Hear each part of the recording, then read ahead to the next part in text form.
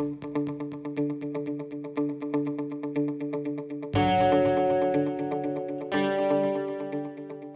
this video, we look into the nature of leisure from a sociological approach, expanding to an examination of sport as a conduit for social cohesion. We also collect perspectives on the influence of gender in sport, and finally look at the function of sport as a profession.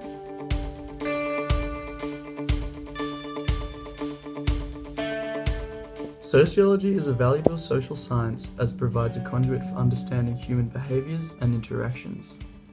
A particularly interesting example of this is the role leisure plays in society. At its core, this study focuses on the organisation of free time through avenues such as sport, tourism and gaming. Recent studies highlight that leisure cannot be easily explained by socio-economic variables such as income, education or occupation. Rather, the individual's current circumstances and surroundings influence how they spend their time, such as their age and the friends and family they associate with. When studying the role of leisure within sociology, it is critical to understand the ideas surrounding both cultural capital and cultural omnivores. First articulated by Pierre Bourdieu, cultural capital represents all goods materialistic and symbolic, which present themselves as rare and worthy of being sought after in a particular social setting. Accordingly, forms of cultural capital map onto social class, and at times produce negative social outcomes. For instance, Bourdieu writes that those with a passion for opera are likely to originate from a higher socioeconomic background, and can at times exclude those from a more working class family. Moreover, Richard Pedersen provides a critique of Bourdieu, conveying that the higher class individuals now have the ability to dip into different genres and gain a larger understanding of a range of cultural products. An individual with this holistic understanding is dubbed a cultural omnivore. Additionally, the barriers once preventing the enjoyment of more selective goods have been eroded due to factors such as increased higher education and a suppression of elitist values. So I moved here from Newcastle and it helped me create a base with friends. But yeah, it's created the social cohesion from the get-go to allow me to actually have friends in Sydney rather than just moving to a big city and having connections straight away. Like in terms of the broader community, everyone gets together, like I know for hundreds of games I live in Parramatta and the whole suburb is just all together, like having a social time, going to pubs, going to the game, and there's never really any conflict.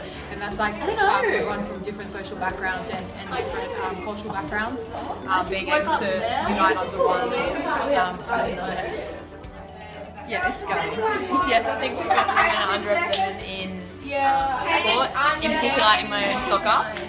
They've recently cut funding on ABC to keep the women's game, so it's even less coverage of the game. But then there's sports like swimming and tennis and somewhat netball as well, where they always broadcast, and even basketball.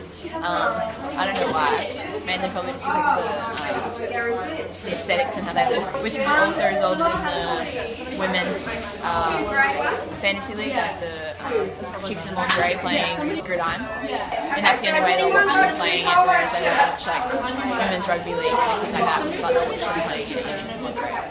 I feel that being a woman has made my sporting career more difficult in terms of how we get treated as players, small things like the kid that we get, the money that we pay, etc. Whereas guys in lower leagues don't have to pay the same amount. And in terms of pitch, like sharing pitch, the boys will always be, have a pitch over the girls in wet weather and stuff like that. Sport, other than a leisure activity, can also become paid work in which one gains a professional identity. However, this can create an increased pressure from the double standards set by the general public in being role models for younger generations, and also the media because of the constant surveillance in behaviour and actions outside the field. This surveillance of group dynamics generates strong cohesion through a high value placed on mateship and dependency on one another. Thus, because of this reliance on each other, an internalized discipline is formed to ensure that teammates are not let down, and so that they can further meet the expectations of society. While sport as work has its rewards, it also has a restrictive component in which players are required to act accordingly as a result of external domination and control.